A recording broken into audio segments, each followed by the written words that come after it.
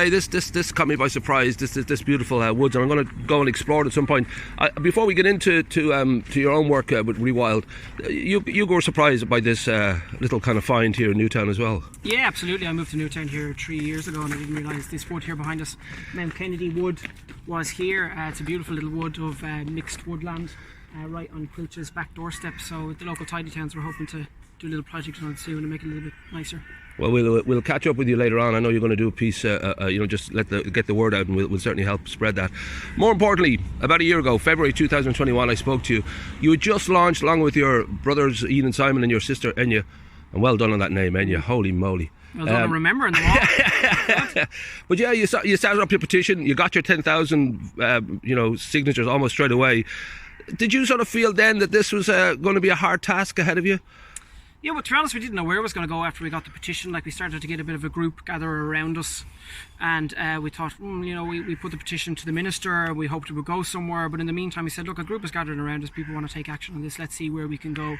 So we started to gather a group, and we reached out to various different organisations who were already sort of doing this work, National Parks and Wildlife Service, the Native Woodland Trust, that were already planting trees, and said, look, is there a space for a group like us who could bring volunteers and who could help with the work that you're doing?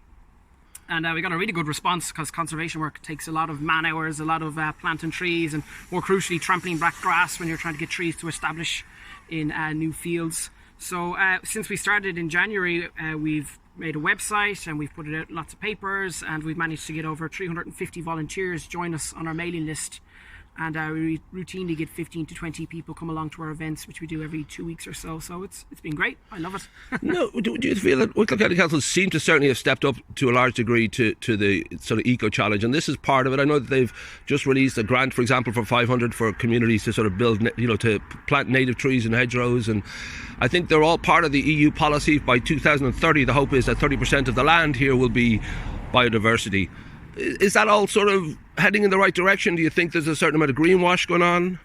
I think we definitely need to be far more ambitious than we are. We've only got 4 or 5 small national parks here in Ireland. Our biggest national park is the Wicklow Mountains National Park at 20,000 hectares, and that's a fraction of the size of the national parks even of our nearest neighbour in England. So I think in terms of putting land aside for biodiversity, we definitely need to be far more ambitious. There isn't even any talk of extending any national parks. Quilcha are talking about making their woods more sensitive to nature in some areas, to work on a few little nature reserves. It's going in the right direction, but we need far more ambition. So, and Sitka spruce seems to be the kind of main kind of problem here, that it's really just an industrial tree rather than it's any way kind of good for the environment or good for the forestries around here.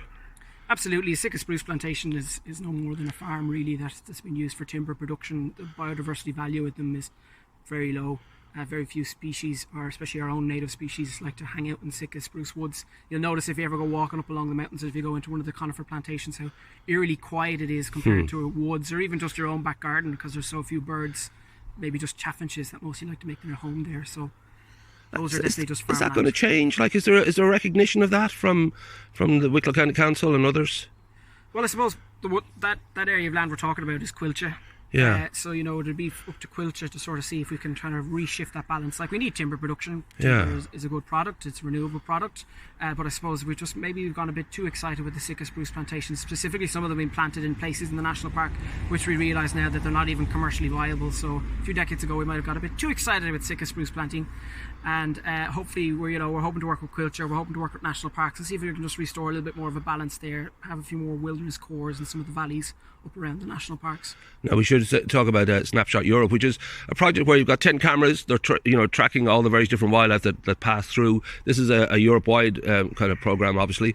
The hope is now to get another 28 cameras. So is that the number I'm thinking? Yeah, well, they started last year. The whole project started last year across Europe in 2021. And here in Ireland they started, and unfortunately they were only able to get together 10 camera traps, and that incidentally was the largest ever mammal monitoring project in Ireland, just 10 camera traps. So that was UCD Wildlife Department did that last year, so we're hoping to partner with them this year. We've set ourselves a target of trying to secure an extra 25 camera traps to add to the amount that they had, and spread them across the Wicklow Mountains sort of area. I'll give you a little sneak peek as to the report has been published last year on what they captured on those 10 cameras. I'll give you a little bit of a sneak peek of what they found. No surprise, the biggest mammal that was recorded was Sika deer. Right.